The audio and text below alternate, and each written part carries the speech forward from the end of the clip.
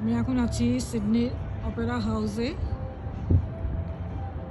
দিনের বেলা এটা সৌন্দর্য একরকম আর রাতের বেলা আরেক রকম। তবে আমার কাছে মনে হচ্ছে রাতের চেয়েতে দিনের সৌন্দর্যটাই বেশি। রাতে একটু লাইটিং টাইটিং করা আছে, বাট দিনের বেলা দেখতে বেশি ভালো লাগে। ভিতরে রেস্টুরেন্ট আছে, ইচ্ছা করলে এখানে ডিনার করা যায়।